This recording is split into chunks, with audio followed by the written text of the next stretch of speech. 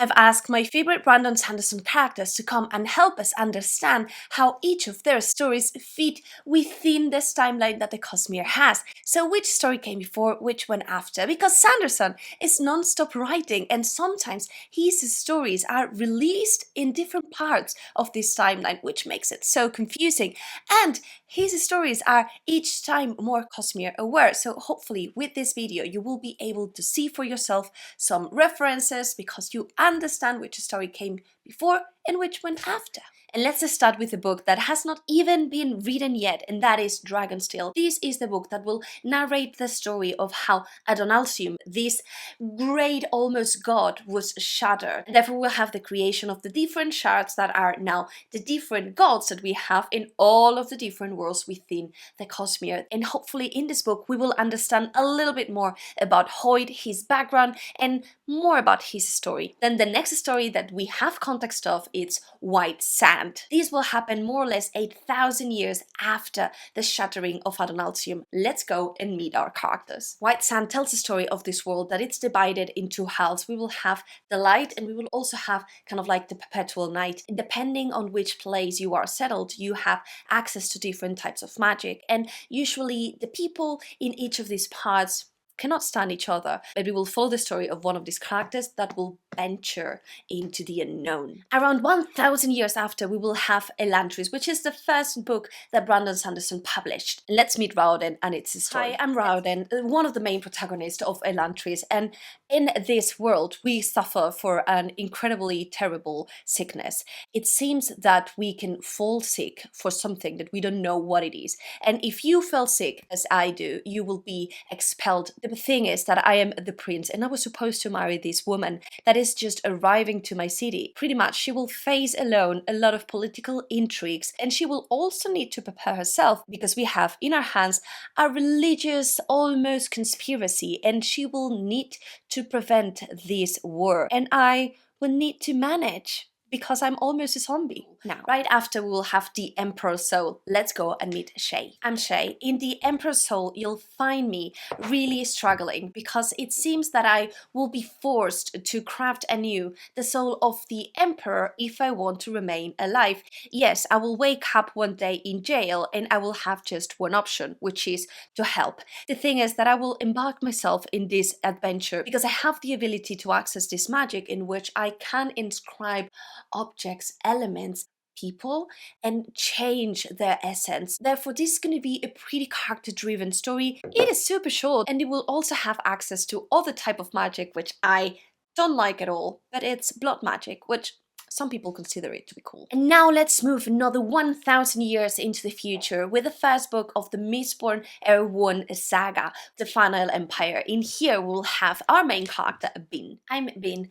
In Mistborn Era 1, you will know me and other very incredibly charismatic characters. We will be kind of like this group of people that will embark ourselves in this almost heist, and we will try to steal something from Lord Ruler. Because yeah, Lord Ruler is this very evil character that has been ruling this land for centuries, and as a result we are pretty much enslaved right now, which is awful. The cool thing though is that I have access to magic, and magic in this world, it's fascinating because we can access to element C, which implies that we can ingest different metals and have powers as a result. We can persuade people, but we can almost fly, and that is something that I cannot do. The next one in line will be Warbreaker, which also will happen around 1,000 years after the events of Mistborn Era 1. I'm City, and in Warbreaker you'll see potentially the best magic system that Sanderson has created, and if not the best, maybe the more beautiful. In here we will have what it's called breaths, which means that you can have this power of, you know, influence and see colors, and you have the potential of accumulating those breaths and also passing them away, which will make you very powerful if you do so. And the thing here is that I will be a little bit torn because my father is not a good dad, and he will basically send me off to this god king that no one really knows about. This wasn't my fate, it was my sister's. But long story short, I am now into this path of knowing this God King, trying to avoid war. My sister will try to revert my fate and help me.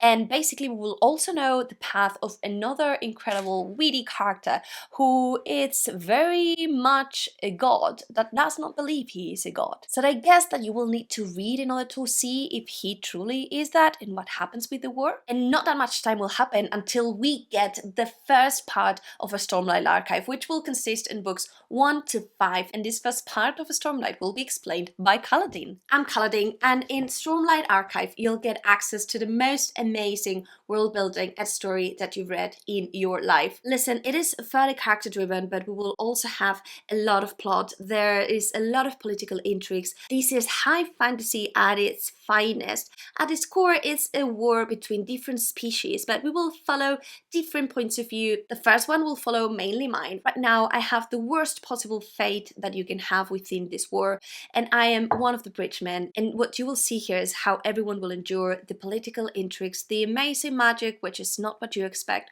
but I cannot tell you a lot because I'm not sure if you're worthy of it, and you will need to learn it yourself. I promise you, you won't regret it, although I definitely regret some of my decisions. Yep. And although there are not a lot of years that separate what is happening in Stormlight to what happens in Mistborn Era 2, the reality is that how this world has evolved displays a way more advanced civilization. Let's see Wayne. I'm Wayne, one of the main protagonists, if not the most important one, in Mistborn Era 2. Now, these books are definitely different from what you expect. It's going to be very plot driven, but we will have this humor that it's so on point because I'm mainly the funny one and you will be cracking.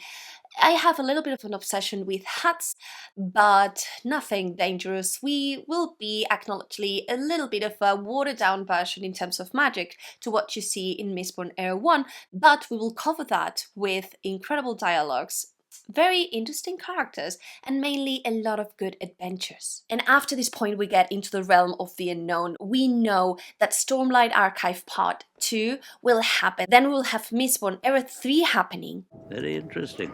And after Mistborn Era 3, we will have Tress of the Emerald Sea, so the first of the secret projects. Let's see this story a little bit more by Tress. Tress is speaking. In my book, you'll find the most charming, cozy, and also funny story that you've ever read. It's going to be narrated by Hoyt, so you can expect a lot of funny moments, but the story itself is that mainly I am a girl that chases whatever I want. So it seems that my love, it's going to be lost, and I will take it to myself to go and get him. And while doing so, we will find a story about pirates, and we'll have this very dangerous world where if water falls into this known sea, we will have different creatures coming from it. So very dangerous, fascinating, you'll see.